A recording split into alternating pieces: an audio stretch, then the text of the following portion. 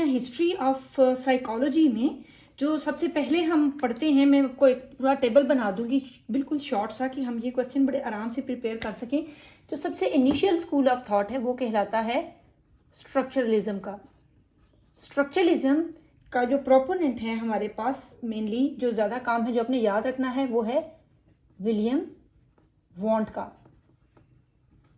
German थे और Leipzig में,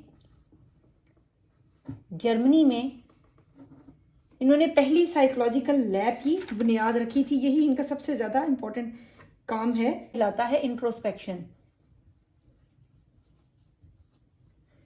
बेसिकली स्ट्रक्चरलिज्म में हमने सिर्फ ये याद रखना है, स्कूल ऑफ थॉट्स यानी different perspectives related to psychology. Psychology की लैंग्वेज में या थ्योरेटिकल एस्पेक्ट्स में कोई भी चीज़ राइट और रॉन्ग नहीं होती है। बेसिकली हर एक अपना अपना पॉइंट ऑफ व्यू हुआ करता है। तो स्ट्रक्चरलिज्म यानी स्ट्रक्चर से निकला है। What should be the subject matter of psychology. Psychology एक हमने बनाई तो है, एक सब्जेक्ट है, लेकिन इसे क्या पढ़ना चाहिए। तो स्ट्रक्चरलिज्म कहेंगे कि it should study the structure of mind और स्ट्रक्चर ऑफ सोल, या किसी चीज़ों के बेसिक एलिमेंट्स को इंडिविजुअली स्टडी करना चाहिए। और पहली जो लैब बनी थी साइकोलॉजिकल लैब लेप्जिग के मुकाम पर, जो विलियम वॉन्ट ने बनाई थी, वहां पर ये स्टार्ट किया गया था। और उसका मेथड जो था वो इंट्रोस्पेक्शन कहलाता था। इंट्रोस्पेक्शन का इंट्रो का मतलब होता है विद इन। इंट्रो का मतलब विद इन, अपने अंदर इंस्पेक्ट करना, देखना, मुशाहिदा करना, ऑब्जर्व करना। यानी सिर्फ मुझे पता है कि मुझे इस टाइम सर्दी लग रही है या गर्मी लग रही है, मेरे सर में दर्द हो रहा है, किस इंटेंसिटी का हो रहा है, मेरी क्या फीलिंग्स हैं और मेरी बॉडी क्या समझ रही है। दरअसल इसने जो था विलियम वॉन्ट, उसने ट्रेंड इंट्रोस्पेक्शनिस्ट स्टूडेंट्स बनाए थे। वो ट्रेंड थे अपनी जो इंटरनल हैं थ्रेशोल्ड्स हैं उनको अंडरस्टैंड करने के लिए। तो यहाँ से सारा थ्रेशोल्ड्स का चैप्टर, जो फिजिक्स में भी आता है ना थ्रेशोल्ड्स वाला, कि अब हमें पता है हम कितनी दूर तक देख सकते हैं, हमें कितनी इंटेंसिटी का पेन हम फील कर सकते हैं। 20 डेसिबल से नीचे हो तो हमें आवाज़ नहीं आती, 400 से हो तो हमारे कानों के पर्दे फट सकते हैं। तो ये सारी जो चीज़ें थी ये इंट्रोस्पेक्शन से रिलेटेड थी कि हमारी बॉडी क्या महसूस करती है, हमारी पर्सनल महसूसात क्या है, subjectively what we are experiencing. तो जो ट्रेंड इंट्रोस्पेक्शनिस्ट थे ये बहुत एक्यूरेटली बॉडी सेंसेशंस को मेजर कर सकते थे। तो structuralism was all about sensations, physical sensations related to body. तो जो अब मॉडर्न डे में हम थ्रेशोल्ड्स, एम्पलीट्यूड और ये चीज़ें सारी पढ़ रहे हैं ना, फिजिकल एनर्जीज को हम पढ़ते हैं कि जो बॉडी के साथ रिलेटेड है, सेंसेशंस हैं जितनी भी, और सेंसरी ऑर्गन्स की मोडेलिटीज़ का काम है, ये सारे का सारा इंट्रोस्पेक्शन में फर्स्ट टाइम लेप्जिग जर्मनी में ये किया गया था। अच्छा, इसके ऊपर हर एक के ऊपर ना क्रिटिसिज्म आएगा। जैसे अब हमने पढ़ लिया कि बेसिकली जो स्ट्रक्चरलिज्म है ये इंट्रोस्पेक्शन वाला है। मॉडर्न डे में इसके अलावा बाकी तमाम चीज़ें डिस्कार्ड हो चुकी हैं। नाउ अ डेज हम स्ट्रक्चरलिज्म नहीं पढ़ते हैं, सवाए इसमें इंट्रोस्पेक्शन जो आप आगे रिसर्च मेथड्स में भी पढ़ते हैं या आप इससे वाकिफ होंगे। अच्छा, इसके ऊपर क्रिटिसिज्म ये आया था कि मतलब ये ट्रेंड इंट्रोस्पेक्शनिस्ट के अलावा आम लोग तो ये नहीं सही तरह से कर पाते हैं। वो डिफरेंसेस आ रहे हैं ना, हर एक के बहुत ज़्यादा डिफरेंसेस हैं, तो ओवरऑल हम एक कॉमन ग्राउंड तक तो पहुंच नहीं पाते। और still it is a method to observe sensations only. ये सिर्फ sensation, introspection is just a method to observe sensations. इसके अलावा ये हायर ह्यूमन फंक्शनिंग और कॉम्प्लेक्स प्रोसेसेस को तो मेजर नहीं कर पाता। तो स्ट्रक्चर ऑफ माइंड की बजाय जो अगला स्कूल ऑफ थॉट आया हमारे पास वो कहलाता है फंक्शनलिज्म का। अब ये बिल्कुल ऐसे ही जैसे फंक्शन का मतलब होता है काम, यानी साइकोलॉजी को ये नहीं पता करना चाहिए कि what is the content of soul, बल्कि इसको करना चाहिए कि मुख्तलिफ जो हमारी एक तरह से फिजिकल ऑर्गन्स हैं और वो साइकोलॉजिकल एस्पेक्ट्स के साथ मिलकर काम क्या करते हैं, फंक्शन काम क्या करते हैं दरअसल। तो यहाँ पर हमारे पास विलियम जेम्स का नाम आता है जो इसका मेन प्रोपोनेंट है, विलियम जेम्स। अच्छा, विलियम जेम्स ने काफ़ी हद कुछ चीज़ें इनकी मिलती जुलती थी। उसका वो था to understand how the mind and behaviour work in aiding an organism's adjustment to the environment. हमें फ़ायदा क्या मिल रहा है किसी भी चीज़ का, यानी जो साइकोलॉजिकल एंटिटीज हैं उनका क्या फ़ायदा हो रहा है। Functionally studies the mind from the standpoint of view of accumulation of functions and processes that lead to practical consequences in the real world। मसलन स्ट्रक्चरलिस्ट तो पढ़ रहे थे कि डिफरेंट सेंसरी ऑर्गन्स कैसे काम करते हैं, कितने लेवल की थ्रेशोल्ड्स आ रही हैं, उनकी मेजरमेंट्स क्या हैं, वेवलेंथ क्या है, एम्पलीट्यूड क्या है। फंक्शनलिस्ट कहेंगे इसको छोड़ो परे, जैसे भी आ रहा है। फंक्शनलिस्ट कहेंगे कि वो फंक्शन क्या करती है, मसलन एक चीज़ जो ट्रांसड्यूस हो रही है तो आगे सर्व क्या कर रही है, what purpose it is serving.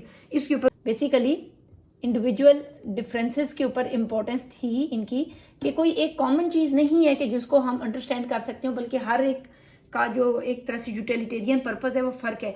तो फंक्शनलिस्ट वाज यूटिलिटेरियन। यूटिलिटेरियन का मतलब होता है कि पर्पस क्या है, पर्पसफुलनेस के ऊपर उनका फोकस ज़्यादा था। ये दोनों school of thought modern day psychology में अब डिस्कार्ड हो चुके हैं। रीज़न ये है कि मेनली रिसर्च की कमी है, और दूसरा ये है कि इनसे बेहतर हमारे पास आर्ग्यूमेंट्स अब आ चुके हुए हैं, ये हम कम पढ़ते हैं। जो इसके बाद सबसे बड़ा हमारे पास काम आया ना इन दोनों को छोड़ के, वो है बिहेवियरिज्म का। बिहेवियरिज्म में आपको स्किनर का काम नज़र आता है, ठीक है, बहुत सारे लोग हैं, हल का काम नज़र आता है, थॉर्नडाइक का नज़र आता है। उसके बाद ये अनगिनत लंबी लाइन है, जे बी वॉटसन आप लिख सकते हैं, इवन एल्बर्ट पेंडोरा तक भी आप लिख सकते हैं, ये सब बिहेवियरिस्ट थे। इन्होंने कहा कि साइकोलॉजी और साइकी के लिए subject matter of psychology should not be the structure of mind और what the function it is fulfilling, rather behaviourist think that कि बिहेवियर जो चीज़ anything that is observable to make the psychology scientific, we must include something that is observable. तो covert और overt behaviour का लफ्ज इसमें इस्तेमाल होता है। थॉट प्रोसेसेस को, मेंटल रिप्रेजेंटेशंस को कॉवर्ट बिहेवियर का नाम दिया गया, और जो हम एक्शंस शो कर रहे हैं, चल रहे हैं, फिर रहे हैं, एंगर, फेशियल एक्सप्रेशंस, हमारी आई एक्सप्रेशंस, ये सारे के सारे हमारे ओवर्ट जो थे बिहेवियर कहलाएगा, कि वो नज़र आ रहा है, directly observable. Behavioural school of thought की कोई एक लैब नहीं है, बल्कि मल्टीपल जगहों पर ये एट सेम टाइम काम हुआ है। अच्छा, मेथड्स में हम लिखेंगे बेसिकली जितने हमारे लर्निंग प्रिंसिपल्स हैं ना, अब ये देखो, operant conditioning, classical conditioning, cognitive learning, observational learning, social learning theory, ये सारी की सारी बिहेवियरल स्कूल ऑफ थॉट से आई है। अब ये याद रखना है कि जो जितने स्कूल ऑफ थॉट्स हम पढ़ रहे हैं ना, ये हम शुरू में ही क्यों पढ़ते हैं, क्योंकि साइकोलॉजी का जितना कंटेंट, जितने चैप्टर्स आप लेटर कभी भी पढ़ने लगे हैं, वो किसी ना किसी स्कूल ऑफ थॉट में कवर होते हैं। तो बिहेवियरल स्कूल ऑफ थॉट से दरअसल हमारी जो जितना एक आता है ना लर्निंग थेरीज से रिलेटेड, फिर आगे थेरेपीज में अगर हम आए तो रेनफोर्समेंट थेरीज है, टोकन इकोनॉमी है, एक्सपोजर थेरेपीज हैं, और जितनी भी कॉग्निटिव बिहेवियर थेरेपीज है जो आजकल मॉडर्न डे में सीबीटी है, वो सब की सब टेक्निक्स बेसिकली रिलाई करती हैं बिहेवियरल स्कूल ऑफ थॉट के प्रिंसिपल्स के ऊपर। तो ये हमारा एक मेजर स्कूल ऑफ थॉट है जो इस टाइम पर बहुत फ्लोरिश कर रहा है। और रादर जो मॉडर्न डे में हम अप्लाइड साइकोलॉजी पढ़ते हैं, व्हाट इज, उसमें डेफिनेशन ही यही है कि what is psychology, psychology should study the behavioural processes in context. तो वो सारा जो अभी हम मॉडर्न डे पढ़ रहे हैं, वो हम बिहेवियरिज्म को दरअसल पढ़ रहे हैं, बाकी दोनों हम थोड़ा थोड़ा, फंक्शनलिस्ट तो ऑलमोस्ट टोटली एक्सक्लूड हो चुका है, और स्ट्रक्चरलिज्म में सिर्फ इंट्रोस्पेक्शन रह गया, जैसे मैंने बताया। अच्छा, बिहेवियरिज्म के बाद जो एक और बिल्कुल नई वेव जो हमें आकर टच करती है, वो है साइको एनालिसिस की। साइको एनालिसिस आपको बिल्कुल ही पता होगा, सिगमंड फ्राइड इसके प्रोपोनेंट हैं, और जो ये ऑस्ट्रिया के रहने वाले थे, ज्यूइश थे, और ऑस्ट्रिया में इन्होंने अपनी लैब बनाई थी, साइकोडायनेमिक्स थ्योरी ऑफ पर्सनैलिटी इंट्रोड्यूस कराई, और बहुत ही अलग से एक चीज़ दी है। तो बिहेवियरिज्म में तो सब चीज़ें ऑब्जर्वेबल है ना, लेकिन सिगमंड फ्राइड ने कहा नहीं नहीं भाई, ज़्यादातर पोर्शन हमारी जो ज़ात है, ह्यूमन साइकी है, वो डीप डिग है, वो अंदर छुपी हुई है, वो विजिबल नहीं है, इनविजिबल है। तो psychology should study the unconscious processes, ठीक है। अब ये देखा, बिहेवियरल तो जो कह रहे थे वो कॉवर्ट और ओवर्ट ऑब्जर्वेशन के ऊपर बेस्ड था, लेकिन साइको एनालिसिस कहेगा कि subject matter of psychology should be the unconscious processes, जो नजर नहीं आते हैं उनको स्टडी करना चाहिए और उनको अंडरस्टैंड करना चाहिए। आगे बहुत ही डिटेल थ्योरी है साइको एनालिसिस की, जिसको बहुत बड़ी डिटेल से पढ़ने की जरूरत है, लेकिन अभी मैं सिर्फ टेबल में ये बता रही हूँ। साइको एनालिसिस के बाद जो हमारे पास एक नया काम है जिसको हम समझेंगे, वो है दरअसल गेस्टाल्ट स्कूल ऑफ थॉट का। गेस्टाल्ट साइकोलॉजी या गेस्टाल्ट स्कूल ऑफ थॉट। अच्छा, लफ्ज गेस्टाल्ट का मतलब है पैटर्न, ठीक है, पैटर्न, और ये फॉर्म को कह लें, फॉर्म, शेप, डेप्थ। अब ये सारी चीजें है ना, गेस्टाल्ट का मतलब है कि जिसको इन्होंने कहा sum is always more than the whole is always more than the sum of its parts, SUM sum वाला, कि जो बिग पिक्चर है वो हमेशा डिफरेंट हुआ करती है। गेस्टॉल्ट स्कूल ऑफ थॉट ने हमें मेनली जब दिया है साइकोफिजिक्स दी है, उसके बाद हमें जो परसेप्शन आप पढ़ते हैं ना, सारा परसेप्शन जितने भी आपको नजर आते हैं, कॉफका का काम है, मैक्स वर्थहाइमर का काम है, ये सारे लोग जिन्होंने बेसिकली परसेप्शन प्रिंसिपल्स के ऊपर काम किया है, ये हैं गेस्टॉल्ट स्कूल ऑफ थॉट वाले। तो देखा हर एक में, अब ये साइको एनालिसिस है तो इसके अंदर साइकोडायनामिक थ्योरी और ये सारी निकली हैं। तो दरअसल स्कूल ऑफ थॉट हमारा सारा साइकोलॉजी का कंटेंट हमें ड्रॉ करके देते हैं। गेस्टॉल्ट स्कूल ऑफ थॉट्स के बाद हमारा अगला स्कूल ऑफ थॉट है, वो कहलाएगा एक तरह से ह्यूमनिस्टिक। अच्छा, हर एक में वेरिएशन क्या है, हर एक दूसरे के ऊपर क्रिटिसाइज कर रहा है। साइको एनालिसिस ने क्रिटिसाइज किया behaviourism studying only the observable aspect, हालांकि जो हम दिखा रहे हैं वो तो मास्किंग है। It psychology should study unconscious processes, ठीक है। गेस्टॉल्ट वालों ने कहा कि ये भी ठीक है, यानी ये हर एक का इंडिविजुअल है ना। गेस्टॉल्ट वालों ने कहा कि we need to understand how we perceive the world, our subjective perception is different. एक ही दुनिया है, एक ही ऑब्जेक्टिव रियलिटी है, एक ही जमीनो आसमान है, लेकिन हर शख्स दूसरे से डिफरेंट तरीके से अंडरस्टैंड करता है इस दुनिया को। तो ये गेस्टॉल्ट का था। ह्यूमनिस्टिक कहते हैं कि ये जितनी बातें ऊपर वालों ने कही है ना, जिस तरह बिहेवियरिज्म है तो ये एनिमल्स के ऊपर भी अप्लाई होती हैं, ये सारी चीजें, reinforcement principle, operant conditioning principle. Humanistic इंसानियत यानी human beings are a higher in hierarchy, they have higher intellectual processes, they are much better at reasoning than other animals and other species। वो बहुत ही एक उसके अंदर एक डिफरेंट चीज़ है, उसका सेरिब्रल कॉर्टेक्स बड़ा वेल डेवलप्ड है। तो ह्यूमनिस्टिक साइकोलॉजिस्ट के अकॉर्डिंग या स्कूल ऑफ थॉट के अकॉर्डिंग जो सब्जेक्ट मैटर ऑफ साइकोलॉजी है वो it should be the human potentials that we need to bring into our conscious awareness, या उनको हम एक्सप्लोर करना चाहते हैं। यानी ह्यूमन पोटेंशियल्स जो हैं it should be the subject matter of psychology, के इंसानों में कौन से पोटेंशियल्स हैं और उनको हम कैसे यूटिलाइज कर सकते हैं। तो ये ह्यूमनिस्टिक स्कूल ऑफ थॉट था। उसके साथ ही ह्यूमनिस्टिक के साथ ही एक एग्जिस्टेंशियल स्कूल ऑफ थॉट भी साथ में ही आ जाता है। एग्जिस्टेंशियल स्कूल ऑफ थॉट का दोनों से डिफरेंस क्या है? Existential school of thought is basically searching for the meaning in life. वो ये मानते हैं कि इंसान जब इस दुनिया में आता है तो वो आते ही अपने एग्जिस्टेंस के ऊपर क्वेश्चन करना शुरू कर देता है कि हम क्यों पैदा हुए हैं। तो दरअसल ये जो सवाल है जो वो अपने आप से करता है, उसके वो मीनिंग सर्च करता है कि why I am here in this world. उसके लिए हम कोई ना कोई एम्स, ऑब्जेक्टिव्स और गोल्स बनाते हैं। तो subject matter of psychology should be कि हम कौन है, कहाँ से आए हैं और हमारा मकसद क्या है दुनिया में आने का, ये चीज़ें होनी चाहिए। अच्छा, ये स्कूल ऑफ थॉट हो गए हमारे 7।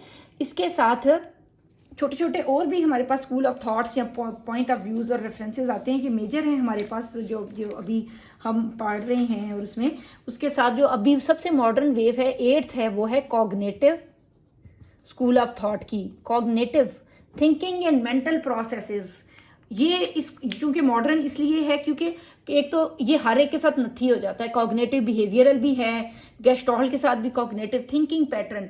दरअसल जो हमारी सोचें हैं, हमारे इमेजेस हैं, हमारा थॉट प्रोसेस है, वो मैटर करता है सबसे ज़्यादा, हमारी साइकी को डिटरमिन करता है। हमारे अनकॉन्शियस जैसा भी है हम उसको मैनिपुलेट कर सकते हैं। हमने जो भी चीज़ें लर्न और अनलर्न की हुई हैं, हमारे एग्जिस्टेंशियल क्राइसिस जैसा भी चल रहा है, हमारा इंट्रोस्पेक्टिव सब्जेक्टिव सेंस जैसी मर्जी चल रही है, in the end we are a higher human being और हम अपने कॉग्निटिव प्रोसेसेस को मॉनिटर और कंट्रोल कर सकते हैं।